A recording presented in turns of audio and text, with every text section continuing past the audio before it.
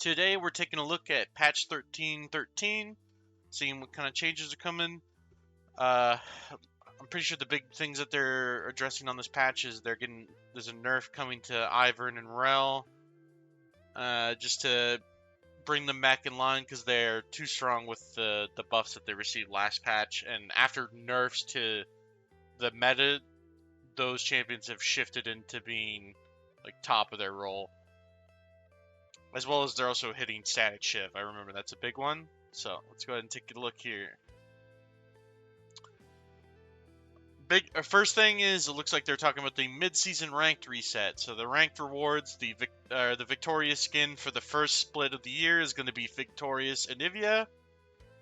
I think that's pretty cool. Anivia is a fun champion to play, and it would be nice to get a skin for her. Annie's having her Q damage nerfed, as well as the scaling ratio, so she's losing 10 damage across the board at every rank on base and 5% AP scaling. It's pretty good. Annie's been top of her role in mid as well as support. She's been like 51, 52% in both of them for quite a long time now since they made the changes, I think, in preseason. Seems fine to me. Way too strong, basically. This game and more being streamed over on my Twitch. Submit your games in my Discord for review. Philios is having significant nerfs, it looks like, to nearly every gun of his here. So his Severum, which is the red gun, is losing 0.5% lifesteal at level 1, scaling to losing 1.9% attack speed at level 18. That's pretty big too. Pretty big nerf to his sustain in lane. A lot of Aphelios already were running fleet because of their sustain not being very good because of the item changes. So it's probably going to continue that way. I think most Aphelios are going to continue running fleet now just because they're losing so much lifesteal here. There, as well as when pressing Q, they're losing a lot of lifesteal there. I think the biggest target of this is going to be when you're using the blue gun. The blue gun Q with the red gun secondary is not going to heal very much anymore. Before, it could heal for like nearly your whole health bar. I would assume now it's like 30% if you hit like a full minion wave or something. So, pretty big nerf there. Gravity gun, Gravitum, which is the purple gun that slows, having its slow duration nerfed by 1 second. So let's see here. So instead of it being 3.5 seconds on attacks, it is only a 2.5 second slow. That's pretty big. That really hurts his chasing power with the purple gun, which honestly doesn't do very much damage. So they're just kind of nerfing him in weird ways, like across. I mean, the sustain part makes sense because like that's a lot of the times like where he becomes a problem in team fights. Is like he sustains a lot, but I don't think his gravity gun should be getting nerfed here. It's not really strong. What probably should be receiving nerfs because it's the strongest combination of guns is green white. They are nerfing white, which probably will affect the green white, but still, green escaping any nerfs is kind of funny. So let's see here. White is having its sentry guns attack speed nerfed by 1.6. Sorry, it's 0.16. And normally it scales with his bonus attack speed. So it's gonna make it so the turret fires considerably slowly, like much slower than it did before. I'm wondering if that's going to change, like, that green-white is not his best guns anymore. I feel like it still will be. I don't see a different gun really stepping in. White is really only the only gun that he can really carry with. At least like as like an auto attack function. Like he can Infernum ult, which is the blue gun ult, but all those nerfs to it has really made it so it doesn't really do very much damage, so big nerfs. These are mostly targeted at pro play because he's been a standard ADC pick in pro play for quite a while now, and I guess they just don't want him in there anymore. I don't think he's not really a problem in solo queue, but his design, I guess, is a little unhealthy for the game. They're never gonna change that. It's too much of a gem for the creator. It's their favorite thing, and I think he's the guy who currently is leading the development team. So next up is Ivern. Ivern way too fucking strong, I think. Now that other junglers are kind of falling down the totem pole, he's just completely going out of control. The big nerf to him here, they're nerfing 10 damage to his on hit at level 1. And it looks like just across the board it's 10 damage plus 10% AP. That's a lot of damage that he's losing. They are nerfing Daisy's base movement speed by 10 because they buffed it previous patch. And then they're nerfing her base damage as well by 20 across the board at every rank. Makes sense to me. Daisy was beating the shit out of people. Kindred kind of rose up also because the assassins were getting nerfed and her Triforce build is really fucking strong, making her a little bit too tanky, basically. They think her damage is fine, but they think that she's way too tanky with that Triforce build, which I agree. She ends up having like 3.6k health or something crazy. You can't fucking kill her. So it makes sense here to hit the tankiness. She's losing 30 health at base as well as 3 armor. The 30 health is a lot. The armor, that mostly she's fighting the people who are going to be able to kill her are going to be AD champions. She's always had a problem with AP champions anyways, so it's not really like the AP champions are needed. It's just mostly armor champions that can't kill her. Lee Sin, every jungler's favorite pocket pick, getting a Q damage buff here. It looks like just 0.5% bonus AD to his to the first Q, and then the second part of his Q is also receiving a 0.5%. Let's see here, to the scaling ratio bonus AD, and then the maximum damage is going up to a 10% ratio. Not a huge buff, but it's something. A little bit more damage there.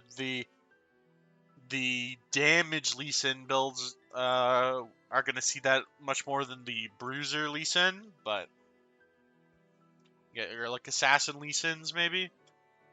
But I think it's fine. He's not really getting played, so as much. Everybody still plays him, but not as much. So Neeko, big nerfs coming to this champion, I'm pretty sure here, because she's giga busted. Absolutely broken. Everybody really underestimated how much people can't actually identify that she's there when on the mini map you can, like, she walks through vision and you don't see her and you don't see any icons, so unless you're literally like looking at the ward when a minion walks through it, you can't tell that she actually was there. So that's actually like a really problem for people, like, because most people are not scanning the map actively over their wards. They're looking at their mini map, and if they can't see the champion pass over the mini map, then it's not reactable. So they're worried about her in pro play even. See here, so big nerf to the Q. She has too much wave clear early, so they're nerfing it by 2 seconds and letting it at max points, which would be around level 7. It gets back to the 7-second level. She has too much wave clear early levels, too much harass, and they need to hit that. Makes sense to me. They're hitting her W damage by 10 early, and then giving her bonus 10 starting at, they're basically starting at lower, and then it scales 5 per level afterwards. So at max points, it's actually higher, and they're doing that because that's always the last maxed ability for Neeko's, and they're seeing if they can change that. They can shift people. I don't think that's going to make the biggest difference, but it hurts her early and in exchange giving her power late. I think it's fine. It's not a huge amount of damage for most Neekos anyways. Most of the time they're not getting their auto attacks off. They're just hitting you with an E and a Q, getting 2 procs of the Q bounce. R, Pop Blossom. Let's see here. So Neeko is disguised for the entire 1.25 second cast time, is being changed to 0.5 seconds of the cast, and then is then revealed for the remaining. Yeah, so a lot of the times, like when she would ult, by the time you see the circle, you're already inside. Like you can't actually react to it or get out of it. So they're making it much more reactable now. She basically reveals herself, giving somebody a whole second to react, which is big for pro play. People are gonna flash that. Not super big for non-pro play, just because ping ultimately comes into this. It's like your ping to the server is really how fast you can react to this. Nidalee is getting a 5 movement speed buff. Okay. I don't. That's like a nothing buff. I guess maybe she hasn't been able to chase people that are too fast. Rek'sai, also a very strong champion, losing 3 AD base as well as 40 base health. Makes sense. She's been pretty strong. The 3 AD's not gonna really do much, but the 40 health is pretty big, making it so she can't just kind of jump into anything. Before she has no fear, she can jump into anything early game and really not be in any threat of dying. 40 health is gonna help that. She's gonna be lower coming out of the jungle. Rel. Let's see here. Big stat nerfs. A lot of magic resist being lost by they felt like she's too tanky against AP champions. Her Q, they're buffing her damage to monsters and saying that if you're playing jungle Rel, you're gonna max Q now, because they're shifting the damage, I guess, away from everything else. Yeah, they're shifting the damage. Interesting. I don't think Rel jungle really matters. I mean, all this is actually doing is making it stronger for Rel support to like harass junglers.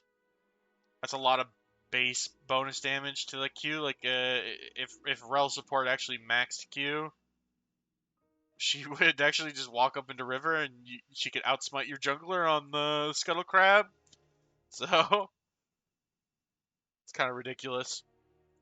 Let's see here.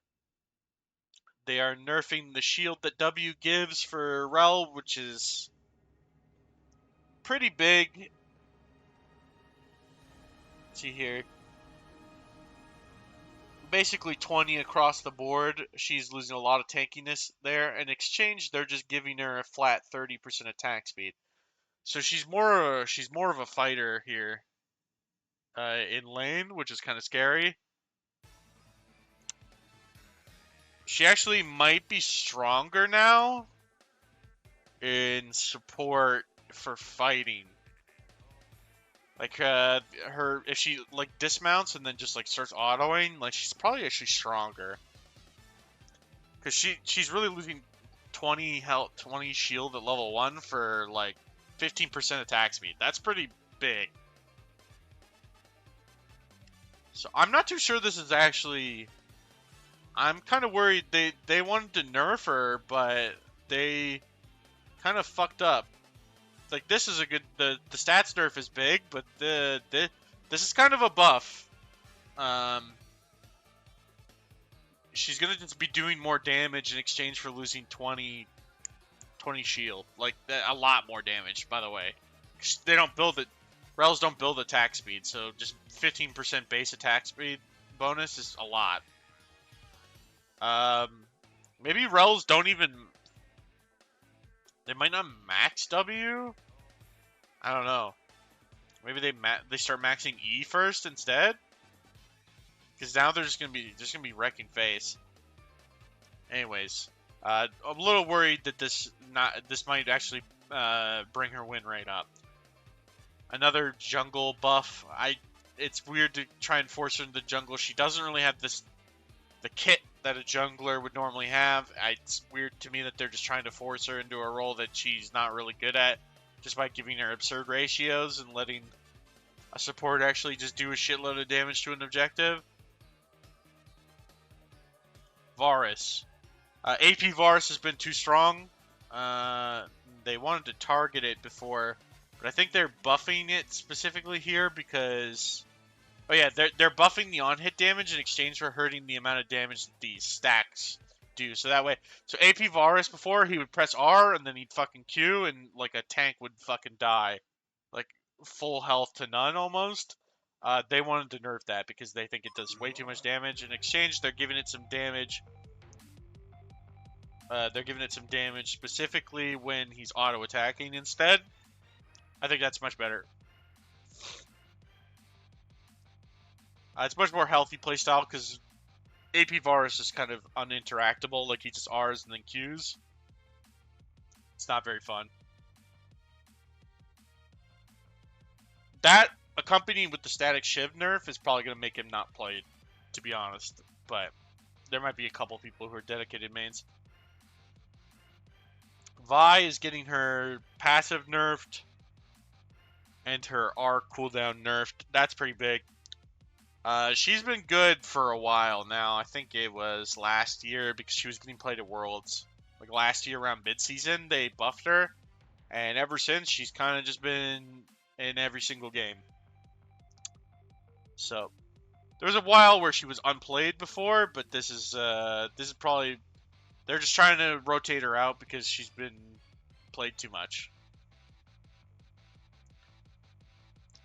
Wukong is losing his damage modifier to monsters on his E. So they're trying to shift him out of pro play here.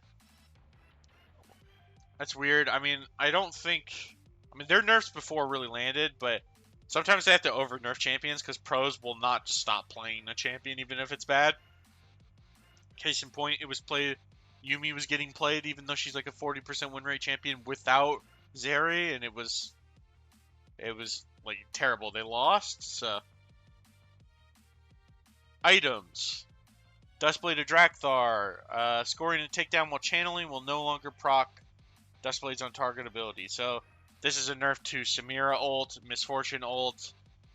Basically any channeled ability and channeled ultimate usually that receives a takedown will no longer allow you to be invulnerable while still channeling. So it just doesn't proc it at all. You literally can't get it even if you stopped your R. Like the second you got the kill, it wouldn't give it to you. That's good. It was way too strong on the champions that were abusing it. Imagine Misfortune presses R, gets a kill, and then somebody flashes to try and knock her up, and they can't anymore because she's untargetable, and she just gets to finish the entire channel over R. It's obnoxious. Essence Reaver. Essence Reaver is receiving a early game buff in exchange for a later game nerf. So this is trying to, let's see here. This is trying to buff the champions that'll rush Essence Reaver while nerfing champions that rely on Essence Reaver to do all of their damage later. So specifically, Ezreal and Rengar looks like is the ones that they're offering up here. So let's see here. This would actually benefit. This is like benefiting GP. Kind of weird.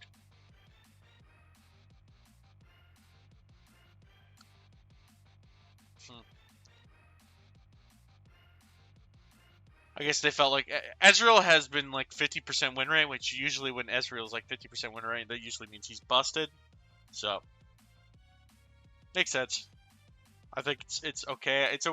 It's definitely a fun item though, so it's weird to nerf it because I think most people enjoy the gameplay associated with like proccing Sheen procs. Statikk Shiv is receiving a big nerf to AP ratios because I've been talking about this nearly every single patch video since they tried to force this. I was like, this is a busted item on AP champions, and then look what happened. It became overly busted and like just way too abused by every single AP champion, and they just didn't learn their lesson. They just kind of push things into being absolutely broken, even though they should. It's pretty obvious that it's broken. So they're nerfing it across the board. All AP champion, all AP ratios, everything fucking sucks now. Makes sense to me. It didn't make any sense why there was an 125% AP ratio on it to begin with for minion wave clear. LeBlanc was autoing a minion wave and clearing the entire thing. Stormrazor. Stormrazor is receiving a very large buff here. In exchange for its scaling damage getting nerfed, it's receiving a 75 base damage buff. They're trying to make this the first rush item for every single ADC. Every single ADC is probably going to build this first now. It's just absolutely fucking broken.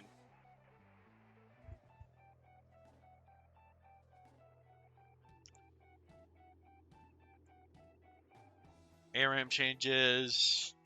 Kind of a short patch this time. Not really, they didn't really hit too much.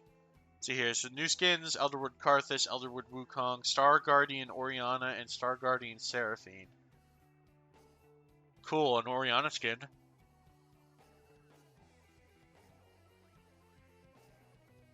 Alright, well, that's all. Very short patch this time. It's probably just because the season's going to end on this patch, so they don't want to change too much. Maybe they'll change more on the patch that comes out on the first week of the new ranked season. Well, thanks for watching, guys. If you have any requests for champions you'd like to see me play or anything, feel free to put them in the comments. See ya. Join my Discord and submit your games for the next VOD review.